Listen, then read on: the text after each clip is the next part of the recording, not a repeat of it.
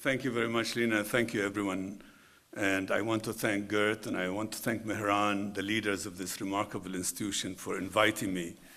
And you know, it's a great honor. I know I have a special friend here, and I want to mention her not just for the position she holds as the U.S. ambassador to Qatar, but she's a friend, a dear friend of many years back. And she, for me, there's something of a special bond. Ambassador Ziadeh is the daughter of one of my favorite teachers, a legendary educator, Farhad Ziadeh, who actually has a book on law and liberalism in Egypt, on the Bar Association and the legal tradition, which remains a classic and a masterpiece. So thank you very much for coming. I'll watch what I say about American foreign policy in your presence. Now, there is a kind of, about addressing an audience as distinguished as this, I always think of something of a character named Juha. Now, those who are Arabs will recognize that character, Juha. Juha is a kind of idiot savant. He's very smart, he's very stupid, he does very stupid things, he does very wise things. And I think I recall there is a kind of an anecdote about Juha which applies. Juha calls for a meeting of his town, and a big audience comes. And then Juha stands up and says, "Do you know what I'm going to talk to you about?" And the people say no, because they had no idea what he wanted to talk about. And so Juha says, "Well, then there is no use, because you won't really get what I want to say." So he comes back again, and the same audience turns out again. And he asked the same question, and they all said yes. And he said, "Well, then you already know there is no need to trouble myself and to trouble you." So they decide that they really want to set a great trap for him. He comes back another time, and basically the same question. And then he asks the same question, and some people say yes, and some people say no. And he says, "Well, then there is all those of you who know can tell those who don't know," and relieved himself of the obligation of public speaking. I think I would be wise to follow the example of Juha, but you brought me from a very, very long distance, and it's really just a treat to be here. I told some of the students who came for a small lunch with me today, I said, I've spoken in Doha before.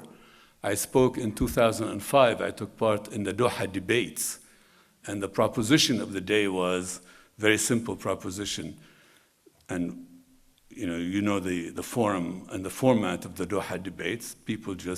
There is for and against. And the proposition was, Bush kicked open the door to Arab democracy. Well, you can imagine I took the position, yes, he did open the door to Arab democracy. And there were two other people who made the other case, and eventually the audience voted. And I'm proud to report that I got 27% of the vote. That was quite, it wasn't quite 99.9% for the other people, but they of course won decisively. And then to make matters more painful, a few days later, I was in Jordan, and this young guy was talking to his friend within earshot of me. He said, "This is the guy who got creamed in Doha." Well, I got creamed in Doha, but I believe in coming back. One should always come back to some place where one was creamed. So this is the issue. Now, about my title, my title. I was very pleased with my title. I was very proud of it. It says, the best day after a bad emperor is the first. And the subtitle, of course, Reflections on the Arab Spring. So about a month ago, I called on Secretary of State George Shultz, who is the resident sage at Hoover. And he told me, he said, "I like your title on the best day after a bad emperor is the first. Is that yours?" I said, "I wish it was. It's the Roman historian Tacitus, long time ago." He said, "Well, but I don't like your subtitle because, in fact," he said, "the Arab Spring is a bad title. And this whole phenomenon should not be described and dubbed as the Arab Spring, because spring is always, as we know, followed by summer, then followed by a dreary autumn, then followed by a very, very cruel winter. So he said, just picking a title, he picked the Arab Awakening. And I said, Mr. Secretary, do you realize that there was such a phenomenon? And there was a great book published in 1939 by George Antonius called The Arab Awakening. I don't know how many people know that book. You should read it. It's an amazing book. Now, George Antonius was a boy of Deir al-Amr.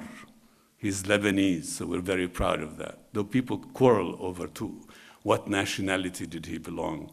He was a boy of Deir al-Amr, born in 1891. He grew up in Alexandria. Alex to the cosmopolitan set. Never call Alexandria, Alexandria, then you'll give away that you really are not a cool person. It's Alex. He joined the Palestine government. He lived and worked in Jerusalem, married the daughter of a seminal figure of the Arab Renaissance and the Arab Awakening, Faris Basha Nimr, and worked for and was subsidized by an industrialist named Charles Crane. Now, Charles Crane, again, those of you who studied Middle Eastern history will remember the King Crane Commission that came to the Middle East and surveyed opinions of Arabs in the aftermath of the Great War. And then he wrote this one book, The Arab Awakening. He was a truly tragic figure. He was subsidized by the Institute of Current World Affairs. And when I was, at some point, I was very curious about him because I wrote this book called The Dream Palace of the Arabs. And I wanted to reflect on the kind of edifice that the Arabs of his generation had constructed. So I tracked him down. I found his letters. I found his trail in the Israel State Archives. I found his trail in the British archives. He died in Jerusalem in 1942. He was buried in the Greek Orthodox cemetery, a solitary grave with rough-hewn stone under a tall pine tree. In the shadow of the Abbey of the Dormition is where he was buried. In Arabic and English, it says, "Arise, ye Arab, and awaken." The words come from Ibrahim al-Yazigi, "Intabihu wastayqidhu ayyuha al-Arab." I think the Arab Awakening is a better title than the Arab Spring. So the awakening it is, all the more so because we know it started on December 17. Spring never comes that early. Historians will always quarrel about when revolutions begin. They will never quarrel over this Arab awakening, these events. We know those events began on December 17. Muhammad Bouazizi, a street vendor in a forlorn Tunisian town of Sidi Bouzaid, took his produce on his cart to the market. He said to his family and friend that these were the best dates and oranges and apples he'd ever seen. A headstrong policewoman named Fadi Hamdi cut him off. She hauled off one load of his apples to her car. She wasn't stealing them. She was really pretty much a kind of a straight person that way. He was in violation of some rule and she was enforcing it. She returned for another box. He protested. The argument is that the tale is that basically she slapped him across the face and hit him with her baton. Then came the seminal words of Muhammad Bouazizi. "Why are you doing this to me? Why are you doing this to me? I'm a simple man and I just want to work." He wet his body with paint thinner in front of the municipality and set himself on fire. He would survive for 3 weeks. On his deathbed, he was visited by a tacky-looking man in a shiny suit with jet black hair. By the way, as those of you who are Arabs, those of us who are Arabs, I will, by the way, come in and out of being an Arab. It depends on whether it's good for me to be an Arab or good for me to be an American. So, as you know, those of us who are Arab know that jet black hair is one of the insignia of power. You will recall that on August 3rd, when Hosni Mubarak came on a gurney to face the court, there was enormous speculation in Egypt whether he would come gray or whether he will have dyed his hair again. Well, he didn't disappoint his fans. He dyed his hair. Now, the same, I think, it was with Zayn al-Abidin bin Ali, who called on him. On January 14, bin Ali made a hasty escape to Saudi Arabia. Now, I think he wanted to go to Paris, but Sarkozy had other plans for French diplomacy. He didn't want Zayn al-Abidin bin Ali in his country. On the way out, bin Ali's hated wife, Layla Trabulsi, a former hairdresser, stopped off at the central bank for one final withdrawal for the road. 62 million euros worth of gold, the story again goes. Now, this rebellion that began in Tunisia, I think it had a scent for grief. You know, these kinds of events, they really do have a scent. They have a smell for grief. And they also had a scent, this rebellion, for things that matter. This rebellion was in search of a theater worthy of its ambition. So it started in Tunisia. It skipped Libya, interesting. It skipped Libya, made its way eastward to Dunya, the mother of the world, to Cairo, Al-Qahira, the city victorious. On January 25, to counter a small protest, the Mubarak regime shut down the internet. On Friday, January 28, after morning prayers, came the great storm. Egypt was done with Pharaoh. He had become the third longest-serving ruler since Ramses II. You know, that's, I think, a long time ago as well. Now, he couldn't beat the record of Ramses II because Ramses ruled for 69 years, and even Mubarak couldn't manage that. But maybe he was working on the second record, which is the record of Muhammad Ali, the builder of modern Egypt, who had something like 48 years or so. Mubarak had belittled his people. He had toyed with them. He had come to power courtesy of Anwar al-Sadat. But for 3 decades, he refused to designate a vice president. Plunder and repression became the hallmarks of his career. The modest Air Force officer of peasant background from the town of Munofia had begun to harbor dynastic ambitions for his son. The great Jamal Abdel Nasser, could you imagine? He never thought that power should belong to his son Khalid. He was Abu Khalid. The people loved him as Abu Khalid, but it didn't occur to him, it never would have occurred to him in that period to think I should pass on power to my son. And the controversial Anwar al-Sadat never even thought of anything like this, so audacious, so odd. But I think Mubarak thought he could pull it off. For 18 magical days, the world watched as history unfolded in Maidan al-Tahrir, in Liberation Square. Egyptians wanted their country back from the ruling cabal. Now, I'll quote you a friend of mine, a very, very talented and decent man, born in the 1920s when Egypt really had this kind of idea of modernity as being its lodestar. He talked to me about what happened in January, and he said, Nasser, Sadat, and Mubarak took away from me my love of my country. These protesters gave it back to me. These protesters gave it back to me. On February 11, Pharaoh quit. By March 17, I chose this marker intentionally. March 17, that's 3 months exactly to the day after Mohammed Bouazizi had set himself ablaze. The regimes in Tunisia and Egypt had been toppled. Massive revolts had broken out in Yemen, Libya, and Bahrain. Almost on cue, Syria came in mid-March, and a chant echoed through Arab lands. We know the chant. It's so rhythmic, so simple. It has so much yearning and so much fury and so much anger in it. But it's very economical.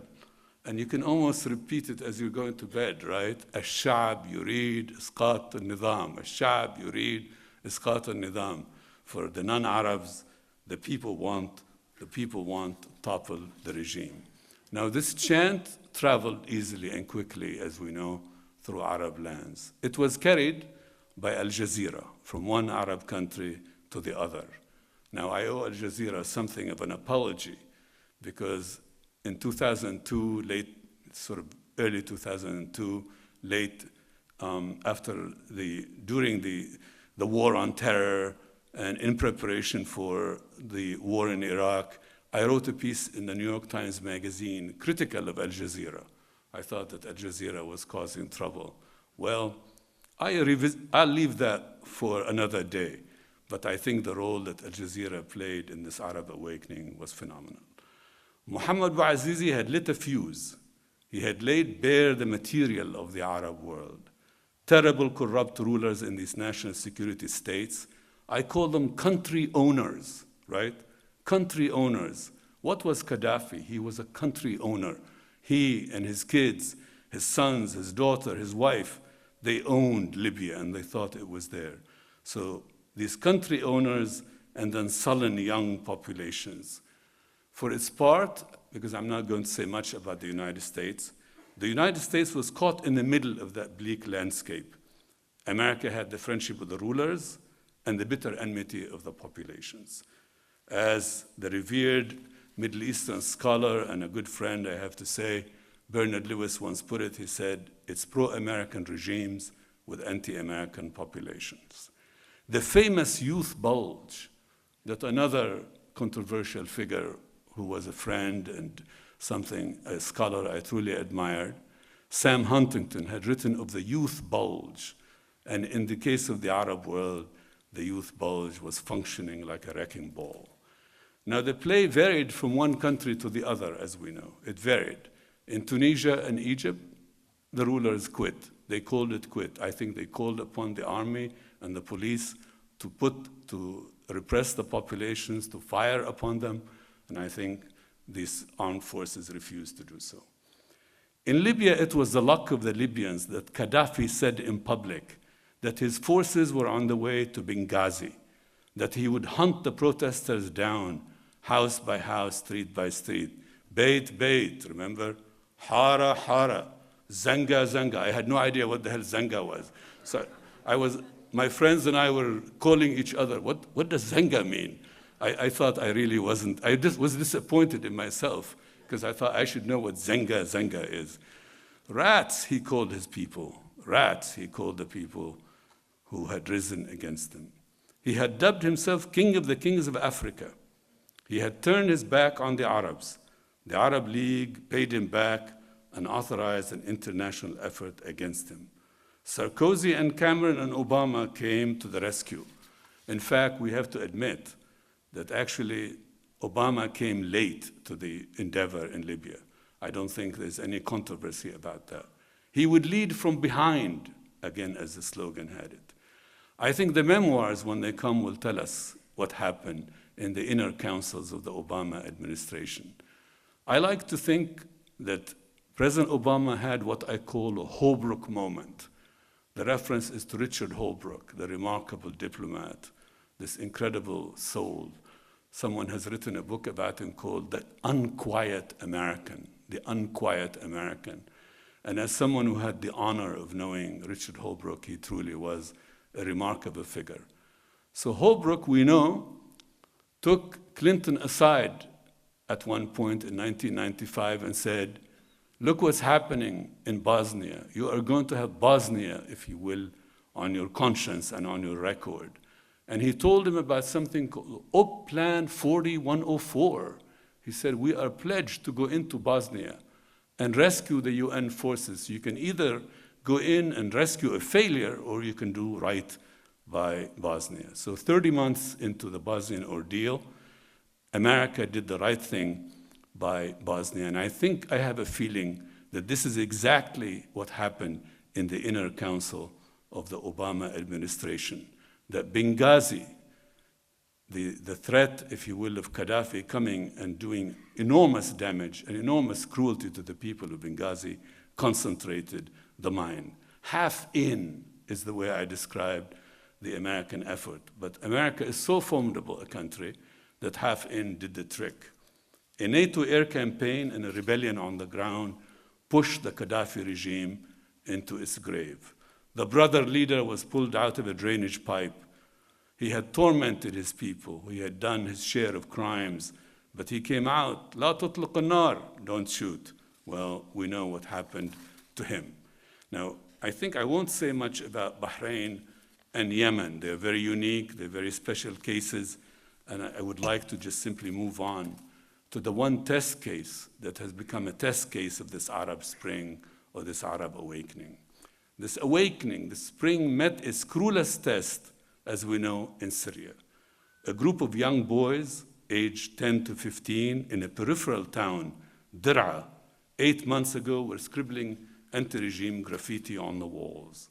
They were picked up and tortured, and when tribal elders and notables came for the children, the elders were snubbed and humiliated. Indeed, we know what these elders were told by the Securitati forces in Dir'a and around Dir'a. Forget your children, go home and get new ones. And if you can't get new ones, we can send you away men who will help you out. You can imagine the horror of the people of Dir'a in the face of this kind of insult and in the case of this kind of provocation. So Dir'a rose in rebellion. Collective punishment followed. The regime had been sure that it would be spared what had happened to Egypt and what had happened to Tunisia, but that was wishful thinking. The spark would catch in Banias, in Latakia on the coast, in Jisr al-Shughur, in Idlib, and in the haunted city of Hama, in Deir az-Zur in the east, and in the country's third largest city, Homs, which would emerge as the capital of this rebellion for demographic reasons we can explore in the Q&A. The geography of the rebellion is very interesting. It tells a unique story of the journey of modern Syria. This rebellion, in fact, was most intensely felt in the peripheral Sunni impoverished towns, some of which we had named, or in Sunni neighborhoods in mixed cities.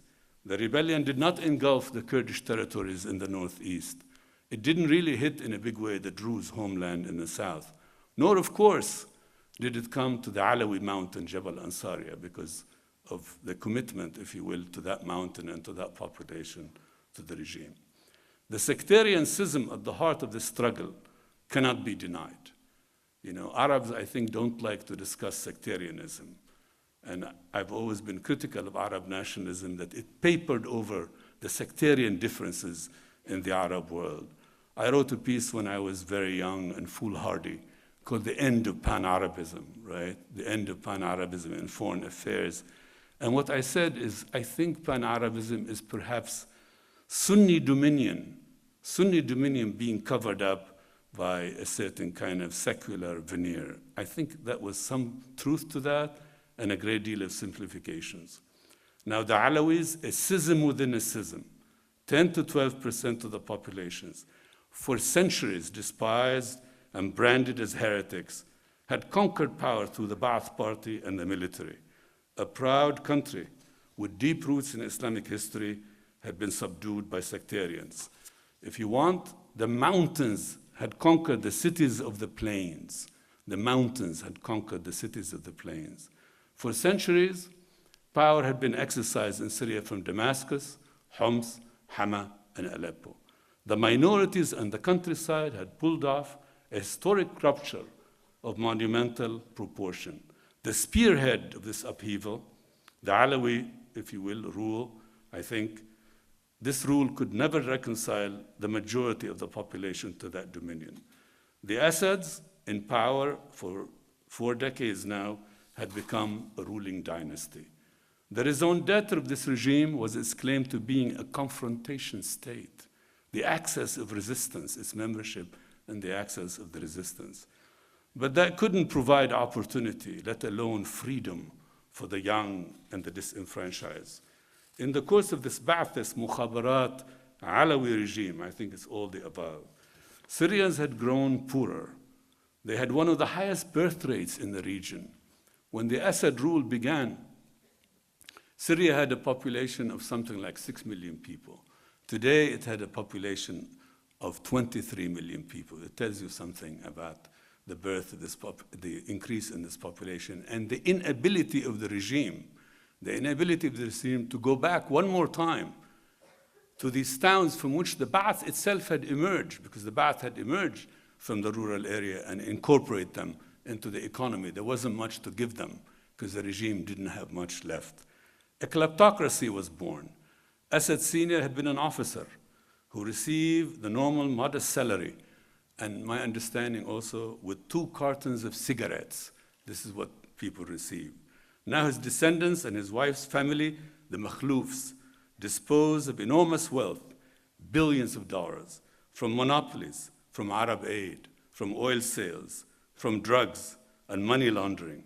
The society cowered in fear because Hafiz Assad had bequeathed his son the most fearsome national security state in the region. 17 intelligence services competed with each other in monitoring the life of and tyrannizing the life of this very proud, decent, sophisticated society.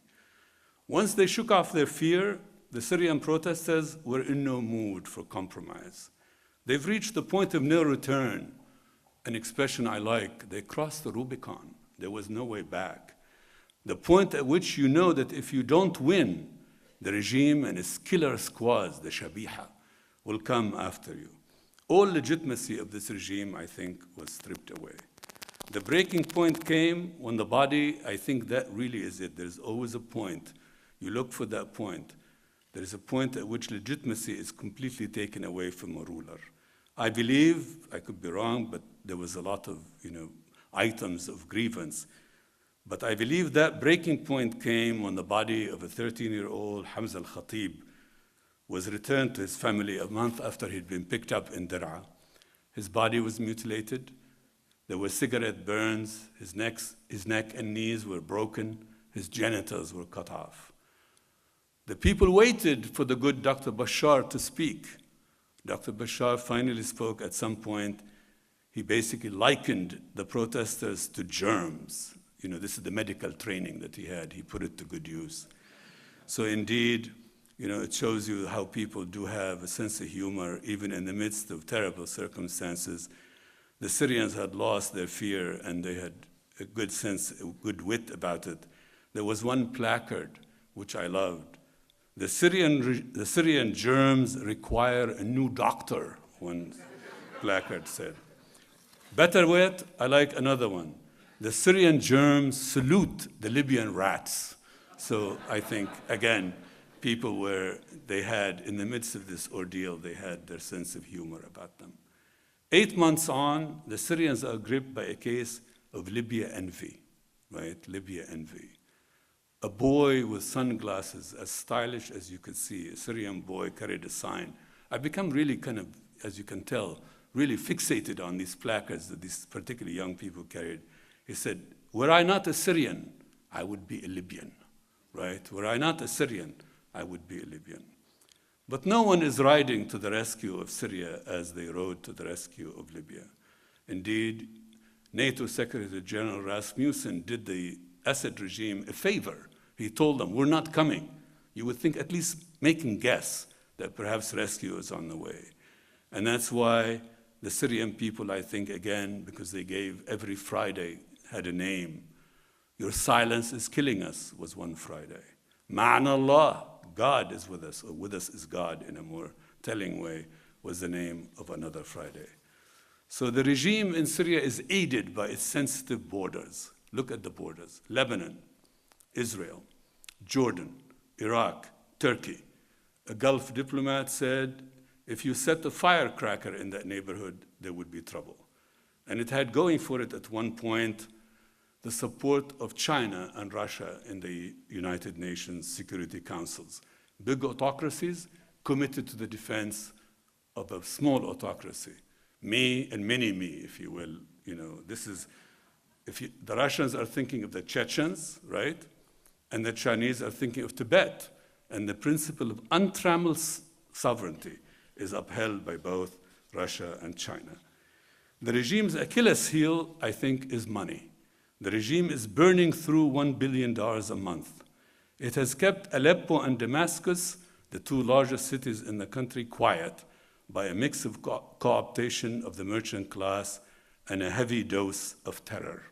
But how long can this last?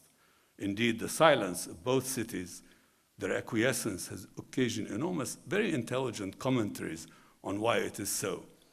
Now, the people of Aleppo were always proud of Aleppo. There is an Arabic expression, al-halabi shalabi. The Aleppine, the person of Aleppo, is a gentleman.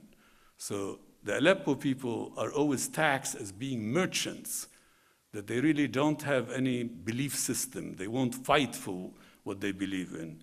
How wrong that is. One thing we do not fully understand and appreciate about the events in Syria between 1979 and 1982 was that the rebellion didn't happen in Hama. The decisive fight eventually occurred in Hama. And indeed, the real fight had played out in Aleppo. Aleppo led that fight, and Aleppo was scorched by these events. I was just reading this book. I recommend it to you. I think it's incredible. It's a novel by a writer named Khalid Khalifa, Madh al-Karahiyya, in praise of hate. He's a young man of Aleppo, and he wrote, I think, one of the great novels in Arabic letters. And I'm old enough and have had some experience. I even knew the great Najib Mahfouz. I had this incredible nerve to call even on Tawfiq al-Hakim at Al-Ahram. These are very gifted people, but I can tell you, this Syrian novel is in the same kind of league and the same kind of genre. Now, some days ago, the Arab League surprised itself. It suspended Syria's membership in that body. I think the prime minister of this country, the prime minister of this state, played a very significant role. It gave a new impetus to the rebellion. Virtually the entire Arab League lined up against the Syrian regime. The Lebanese government, of course, a virtual Syrian protectorate, went along with the Syrians. So did Yemen. One dictator loves another dictator. Now, the remarkable thing, of course, was the abstention of Iraq, which is astounding. Given what Syria did to Iraq, given what the Syrian regime did to the inflow of jihadists, given the fact that Syria was the entry point, if you will, for people determined to wreck this new Iraq, it's incredible that Nouri al-Maliki made that decision. I think he made it on strictly sectarian line. Strictly sectarian line. There's no other explanation I can think of.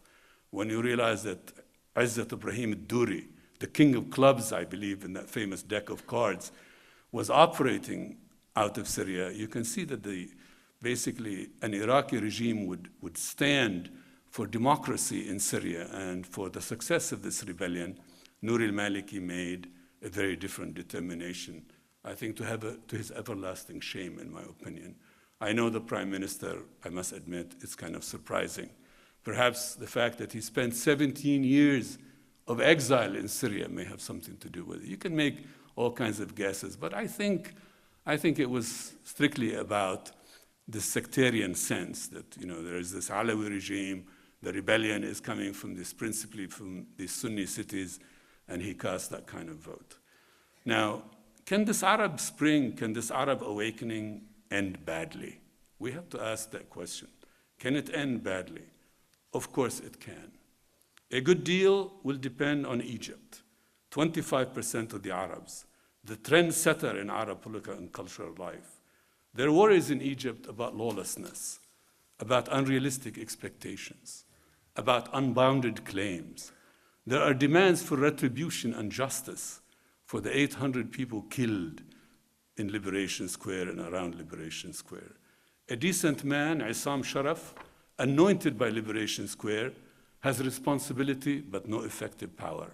Behind the curtain is the great Oz, Field Marshal Tantawi, and his 23 companions, the Supreme Council of the Armed Forces.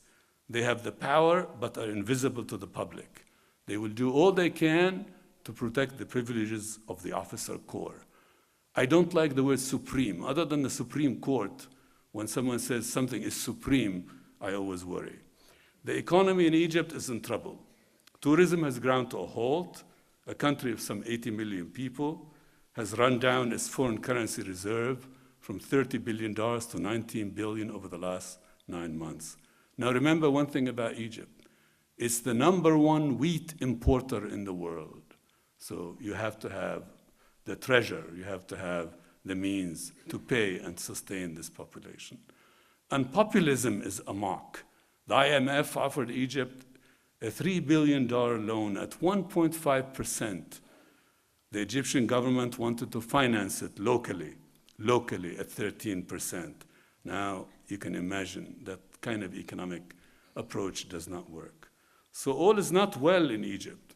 You will be told that there is anti-Coptic violence in Egypt. Last month, more than 20 people perished, all Copts, set upon by the army and by the goons. But this is not new in Egypt. You don't really just simply have to say that the attacks on the Copts are a function of this Arab awakening or this Arab Spring. 167 anti-Coptic episodes of violence have been recorded in Egypt since 1971. 167 episodes over 4 decades. The Copts can't build and repair churches. You can get a license for building a mosque in several weeks, but it takes 5 years to ask for and obtain a license for the construction of a Coptic church. The military regime and the dictatorship had not defended the Copts and had not defended modernity either. On New Year's Eve, when Mubarak was still in power, the church of St. Peter and St. Mark was set ablaze and more than 20 people were killed. Mubarak never defended that, if you will, modernity. The troubles of Egypt notwithstanding, I have to admit I'm kind of an Egyptophile. I think all Arabs are in part what they are. They're Lebanese, they're Syrians, and secondarily Egyptian. At least this was the case for my own generation. So the troubles of Egypt notwithstanding, it has to be said, if there's one place where the ideology of Al-Qaeda was overwhelmed, it must be Midan al-Tahrir. It must be Liberation Square. Politics was no longer the terrible choice between Mubarak and Ayman Zawahiri. A civic opposition had risen. Wa'il Ghunaim, a young Google executive, became the face of this new rebellion. Recently, I gave a talk, and I decided, for fun, I bring some props with me. So I got a big picture of Muhammad Atta. Remember him? The psychopath who led the death pilots of 9/11. I put it on one side, and I put the picture of Wa'il Ghunaim on the other. And of course, I said, who is this guy? And everybody said, Muhammad Atta. So who's this other guy? I said, I think I may have even had a clever line. I said, in the memorable words of Butch Cassidy and the Sundance Kid, who are these guys? Remember those who are movie buffs, Butch and Sundance are being pursued by the Pinkerton detectives. And said, who are these guys? So I said, who is the other guy? They had, they were kind of curious. He had a Lacoste shirt. He looked like next door neighbor of everyone in Silicon Valley. And I said, this is Wa'il Ghunaim. This is a kind of a different Arab and a different Egyptian. So something unprecedented happened in Egypt with 3 words. I will say what they are, and I think you will recognize their importance. Afendum ana mawgood. Sir, I am present. This was Hosni Mubarak telling the judge that he is present. So I know there are all kinds of troubles in Egypt, but I think that moment where Pharaoh was held to account is also a significant moment. Now we know that new blood is now being shed in Liberation Square. It's interesting, all revolutions return to their scene and their moment of innocence. People returned to Liberation Square, to Midan al-Tahrir, because it was a seminal moment in their history. They stood up to tyranny and they did the right thing by their country. 33 people have been killed in this new round of violence in Liberation Square. Egypt is the great test case as to freedom's chances in the Arab world. I believe Cairo will settle the question whether Arabs have freedom in their DNA. And I think the examples, the real test cases are what happens in Syria, but also the direction of Egypt. Now, to round up some of these themes, I remain bullish on this Arab awakening. I know the dangers of the Arab awakening. I have been under enormous pressure from conservatives in the United States. Conservatives in the United States think I'm a real guru on Arab politics, by the way. The liberals think I'm just completely out of it, which is okay with me, I don't mind. since the conservatives are my buddies, these are the people who give me positive reinforcement. And they have been asking me, hey, what's this Arab awakening? I've had, I think, other than the staff of the Wall Street Journal, I think I've had more Wall Street Journal pieces published than, any author in the history of the Wall Street Journal. And they want to know, why did I have this faith, if you will, in this Arab awakening?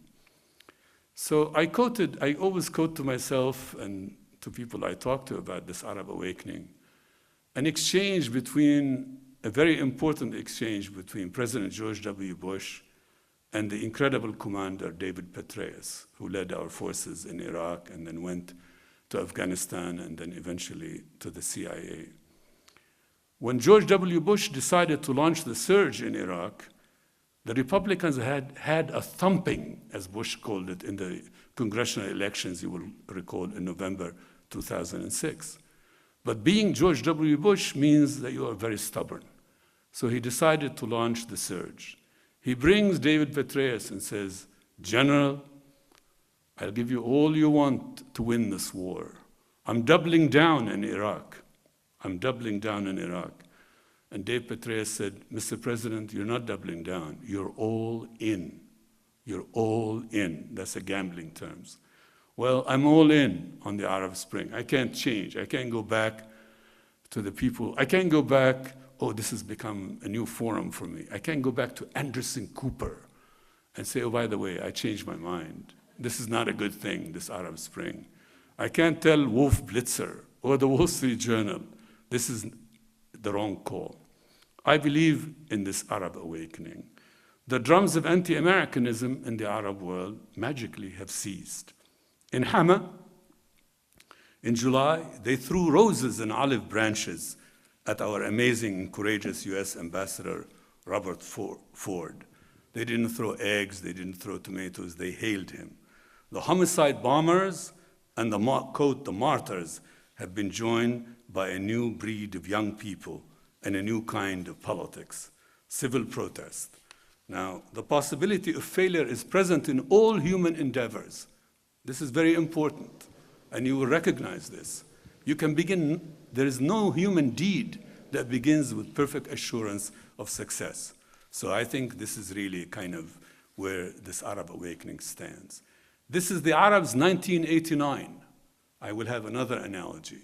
One of the young people I talked to today asked me, are there analogies in history to this Arab revolt? And I said, yes, there are. I'll think of something. So this is the Arabs' 1989. This awakening is motivated by shame that the Arabs had applauded the despots, chanted their names, turned them into deities. I think there will be a new dawn in the Arab world when a certain chant will be completely edited out and banned in all Arab lands. بالروح, بالدم, نفديك يا فلان. The Arabs will know. With our blood, with our souls, we sacrifice ourselves for you. I always say, fill in the blank. Saddam, Arafat, this. Okay, I think the Arabs had participated in the making of these despots. Dictatorship always rests on consent. As a sublime essayist, my editor and colleague and friend at the New Republic, Léon Wieseltier, has written. A 16th century French humanist recalled in a recent essay by Wieseltier, one Etienne de la Boétie said something relevant, I believe, about dictatorship and the consent of the masses to dictatorship. I would like to understand, this French humanist wrote, how it happened that so many men, so many villages, so many cities, so many nations sometimes suffer under a single tyrant who has no other power than the power they give him, who is able to harm them only to the degree which they have the power to endure it, who could do them absolutely no injury unless they prefer to bear with him rather than contradict him. It's the people themselves who permit or bring about their own subjection. A people enslaves itself, cuts its own throat. And I think there is enormous power in that. And applicability to the Arab world. Then too, this awakening is driven by the knowledge that the Arabs had given up their freedom in return for bread and ended up with neither. They ended up with serfdom, as Hayek, Friedrich Hayek, and Friedman, not Tom, Milton. You know, I never quote the other Friedman. I think Milton Friedman. I mean, these are conservative economists, and they could have pretty much prophesied what would happen in the Arab world, that the absence of economic freedom means, of course, the absence of political freedom. I give you these numbers. They're very interesting. This is the index of economic freedom from the Heritage Foundation on a scale of 1 to 100, measuring how much economic freedom does a society have. Number 1 in economic freedom, says the Heritage Foundation, is Hong Kong. It scores 89.7. Number 2 is Singapore. It scores 87.2. Number 9, for reference, is the United States, 77.8. Number 10, amazing enough, interesting, is Bahrain, 77.7 point. Number 27 is Qatar, 70 points. Number 54 is Saudi Arabia with 66 points. Rank number 61 is Kuwait with 64.7. I am shocked that my birthplace, Lebanon, the land of the Phoenician traders, stands at 89 with a score of 60 points. And then Egypt ranks 96 with a score of 59. 123, appreciable jump, is Pakistan, not an Arab, but we'll include them, 55.2. Number 127 is Yemen with 54 points.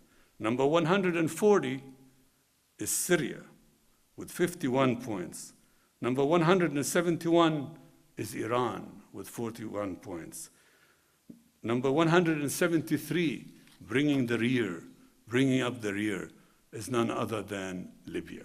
So again, the country owners, the absence of economic freedom, and then of course, the absence of political freedom.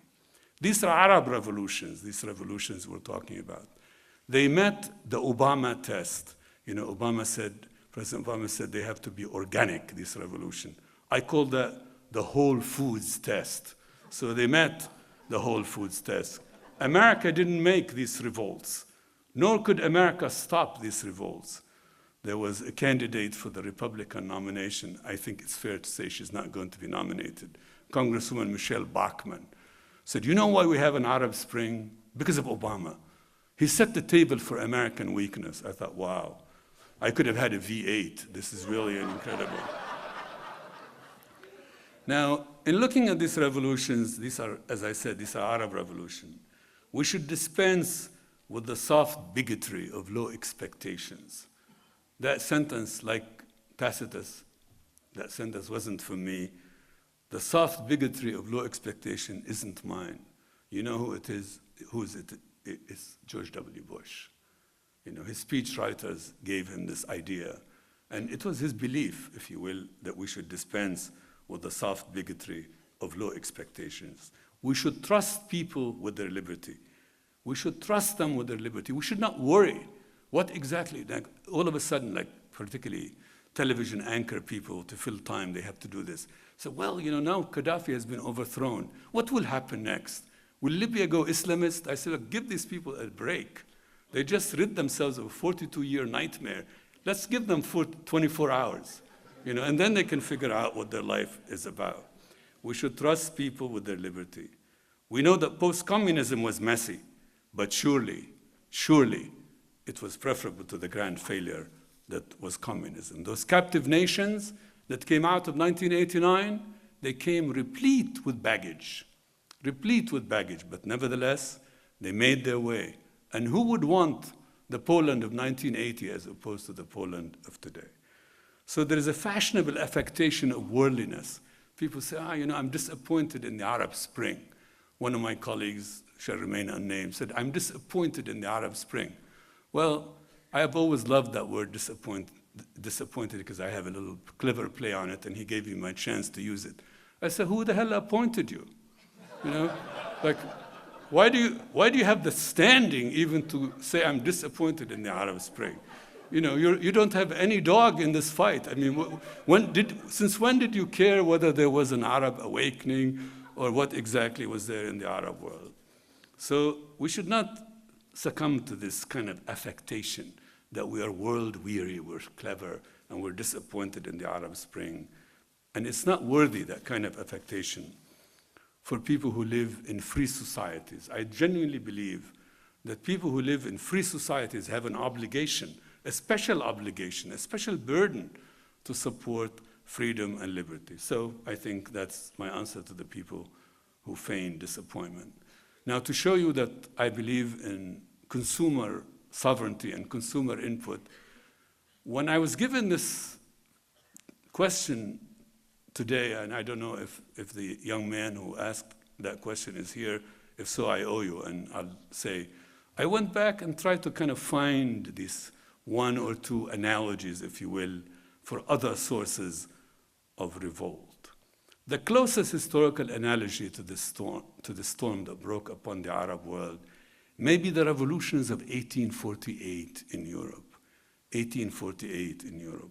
The springtime of peoples, it was called. The springtimes of people. That revolution erupted in France, then hit the Italian city-states and the German principalities. Finally, these revolts reached the remote outposts of the Austrian Empire, that people thought these were hopeless, these outposts of the Austrian Empire. There must have been 50 of these revolts. One aristocrat from Piedmont, Massimo Desilio, penned what for me are the most arresting words about liberty's promise and liberty's risks. And here they are. The gift of liberty, said this Piedmont aristocrat, is like that of a horse, handsome, strong, and high-spirited. In some, it arouses a wish to ride. You see that horse? I want to ride. In many others, on the contrary, it increases the urge to walk. Now, for several decades, and I think we can be honest about this, the Arabs walked. You know, I think our parents, those of us who are old, would remember this. You know, they would talk about someone, بيمشي الحيط الحيط بقول رب السترة. He walks by the wall and hopes not to be noticed. So for several decades, the Arabs walked and cowered in fear. Now they're eager to take freedom's ride. Freedom's ride. Luckily for them, luckily for the Arabs, they are paying no heed to those warning them of liberty's risks. They have decided to take the risk of liberty. So thank you very much for your indulgence, and I hope at least I gave you some material to grill me on, and just I'd like to have a conversation with you and see what you have on your mind. So thank you very much.